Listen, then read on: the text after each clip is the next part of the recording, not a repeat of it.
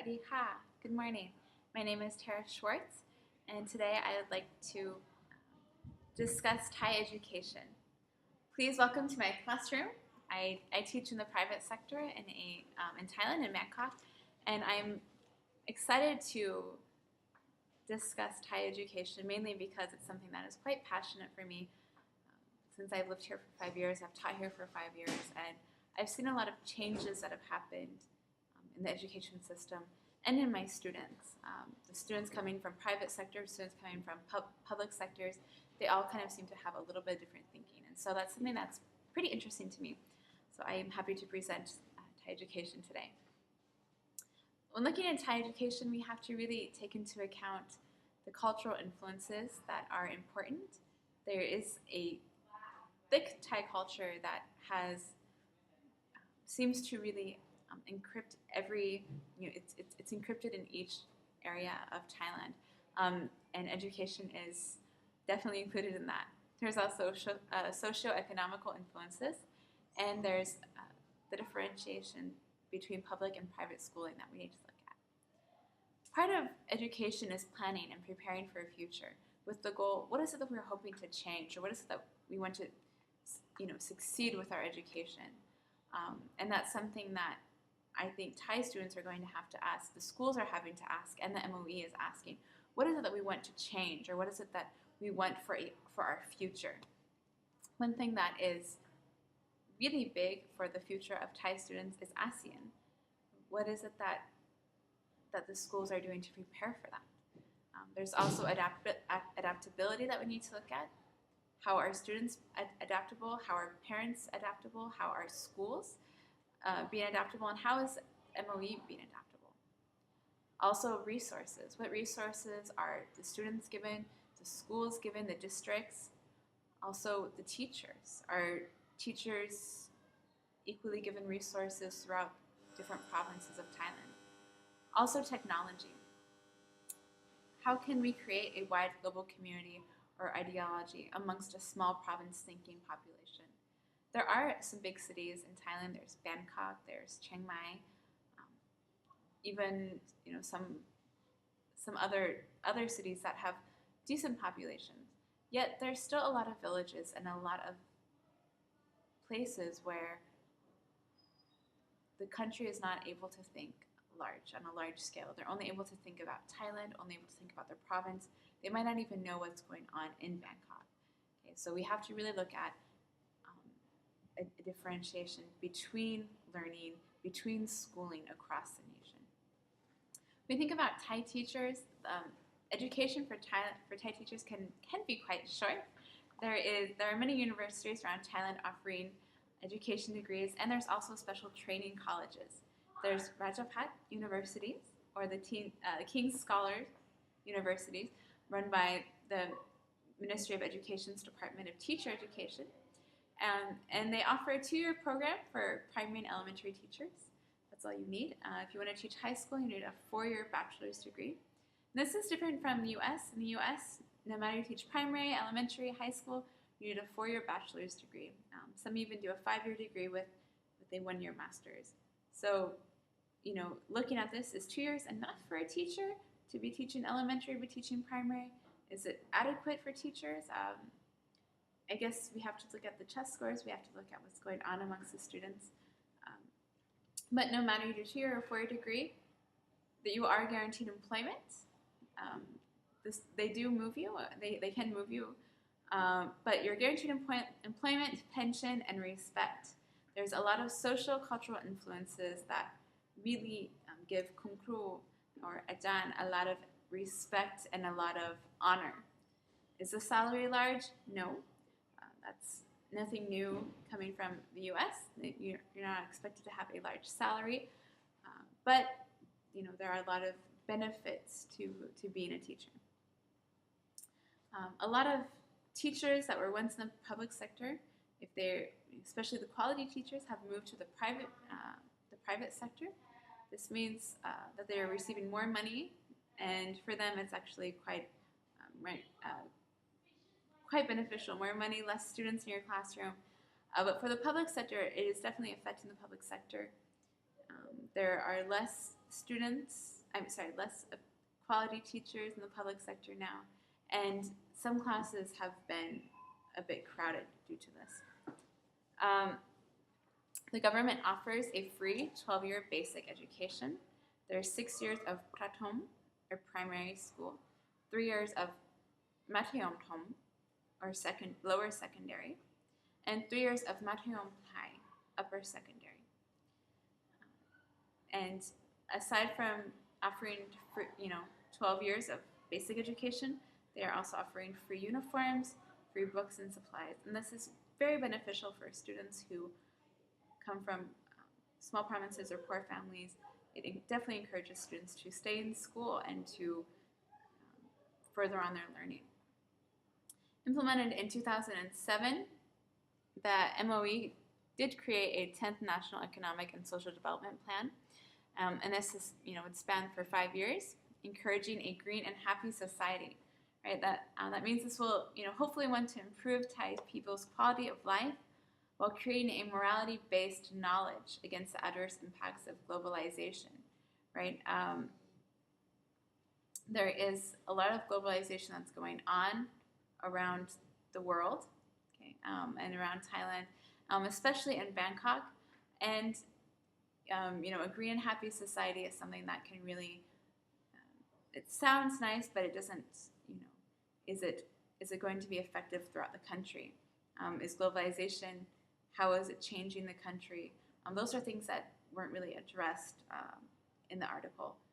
But it does make you think about globalization really impacting the bigger cities more than the provinces, even though the provinces maybe don't know how to digest it as well.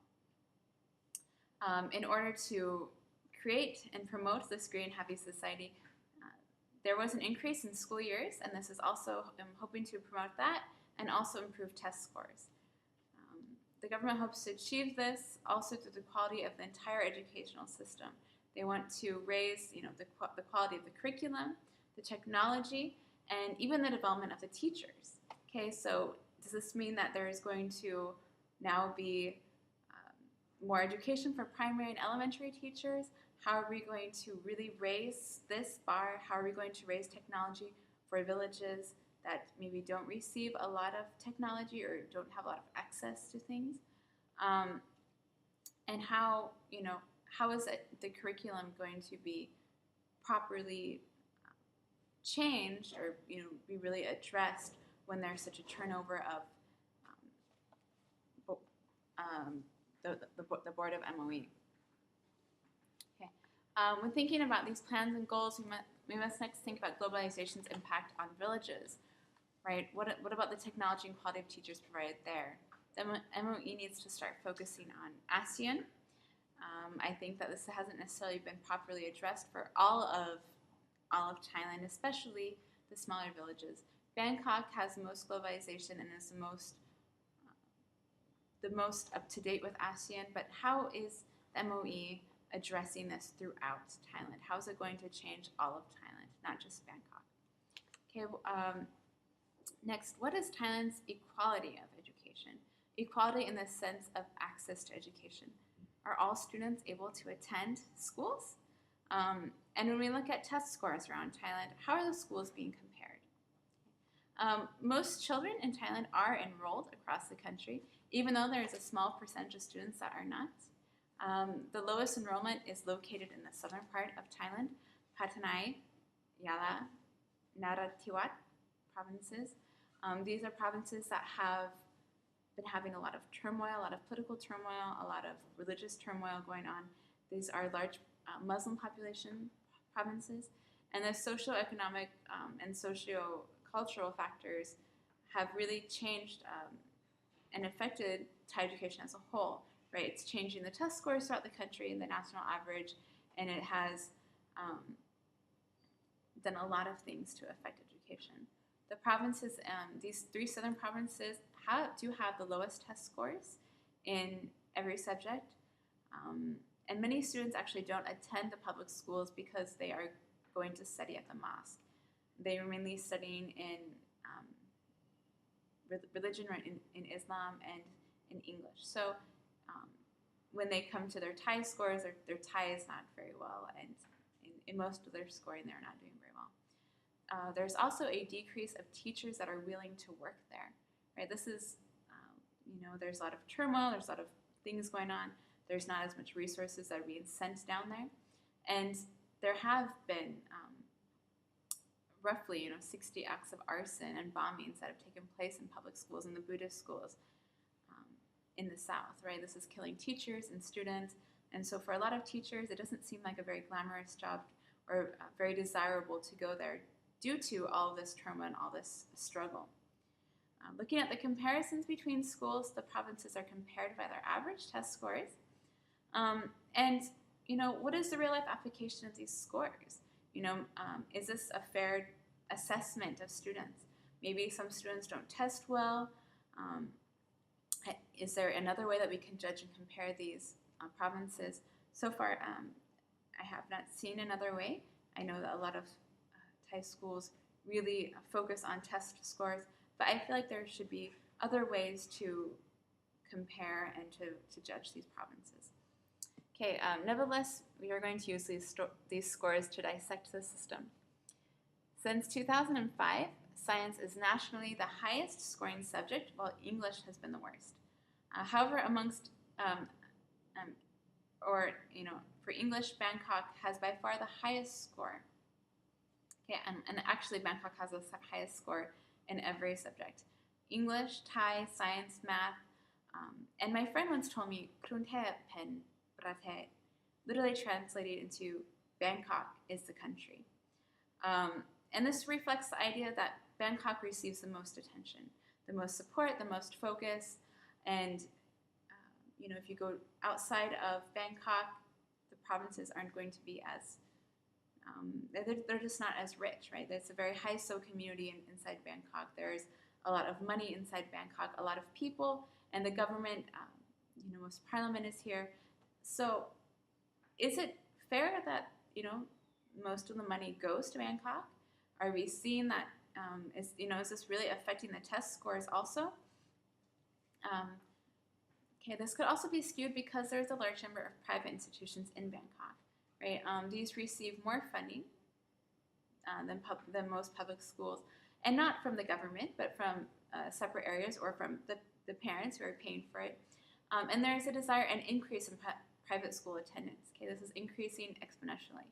Private schools are monitored by the Private Education Commission, and the test scores for private schools are roughly points above the public sector, except for science and in Thai. Those two, there seem to be a little bit less than in the public sector. The MOE is changing many policies throughout Private Education Commission, and many private schools are legally required to include more Thai language classes throughout schools. My school is personally going through this right now, where we are integrating Thai language into every year. In high schoolers, before it had only been 1 year of Thai language, and now they are integrating. So every year, students are going to be taking Thai language. This is largely affecting every other class. All of it, they're having to really rearrange schedules. And for a Thai, for a private education, is this necessary? But we are living in Thailand, so maybe it is. However, is this really making us prepared for ASEAN? Another thing to look at. In regards to higher education, there has been an influx in enrollment. Roughly over 2 million students are enrolled in higher education. And as of 2008, on the World University Ranking, Thailand has one university, Chulalongkorn University, which fell between the 101 to 2000th tier. Okay, and in the next tier, 200 to 300th tier, there has another university. Right, this is relatively good in regards to the neighboring countries, but is this enough to compete globally? Right, there's a lot of more universities that have higher ratings in Japan and Korea. Are we actually creating a society that is able to compete globally? Looking at globalization, looking at ASEAN, maybe the higher education needs to step up its game a bit more if they want to really be able to compete. The Ministry of Education did propose an EFA, or Education for All, plan. It's set to be completed by 2015, okay, so almost finished. Their goal is to dramatically decrease illiteracy and to meet the needs of all ages and genders. This goes to a lot to equality of education. Right? They are compared with, and they're comparing, they have goals and charts that we are going to look at that are being compared with other Eastern Asian countries. Right? 6 main goals are to, first goal is to expand early childhood care and education. Aside from Malaysia, Thailand has the second highest rate of enrollment in pre-primary at 92%, which is quite high, I think. The second goal is to provide free and compulsory primary education for all. This focuses mainly on the child's access to education. Thailand is in the third net enrollment with 94% of primary-age children having access to primary education. Number 3 is to promote learning and life skills for young people and adults. This focuses on learning needs for people ages 15 to 24 years of age. So far, there is a 98% literacy rate throughout Thailand. So it's pretty good. Can it be better? Number 4 is increase adult literacy by 50%. Okay, as far as surveys say, 94% of adults are literate. So it's not much, should be okay to be able to improve that a little bit. And number 5 is to achieve gender parity by 2005, okay, and gender equality.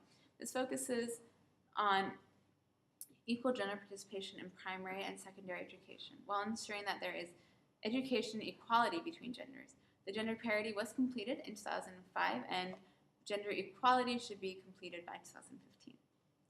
Number 6 is improving the quality of education. Okay, so even hopefully it's something that, I think the quality of education can be improved, and I think that the government is working on it. Is it effectively working on it? I guess you'll find out, but I hope so. Even though there are many facets that aid in this, is being compared and judged by pupil and teacher ratio. Okay, that's the quality of education. The total expenditure on education from the government. So while pupil to teacher ratio has a world average of 1 teacher to 25 students, Thailand's average is actually fewer than 25 students per teacher. The exact ratios of students from southern provinces is not highlighted nor separately included, but it was mentioned that even though there are private sectors are taking over or are growing, there are some classrooms, there are some provinces that are a bit overcrowded. So, the national average is lower, but is that what it's really is in each province? I'm not sure. We have to next look, what is the future of Thai education, right? In 2003, the Thai government decided they wanted to change Thailand from an aid recipient to an aid donor. This shows that the country is really making progress. Okay, schools are receiving funding based on the number of students, while smaller schools are receiving extra funding to compensate this. The government is giving free education. We know that they're really trying to make education available for everyone. Okay, there are some things that are really hindering education. Okay, looking at the southern provinces we just talked about, right? The turmoil is going to hinder that a little bit. There's also a Thai social-cultural values where teachers are revered so much that is a teacher-centered learning more than a student-centered learning. I see this happening less in international schools and private schools mainly, but there is kind of this idea where students don't want to participate in class, they don't want to talk, mainly because they're right, there's this whole idea of the individual is missing, they're part of a group, they want to identify as a group. Okay, how is this individual group pairing? How could this, what else could affect this? Perhaps it's cultural regard to criticism or the fear of a loss of faith. So, what can we do to change that? There's also political turmoil that is really affecting and hindering education. Right? With each new prime minister, there's a new education minister. So how can education develop and evolve when there's constant change?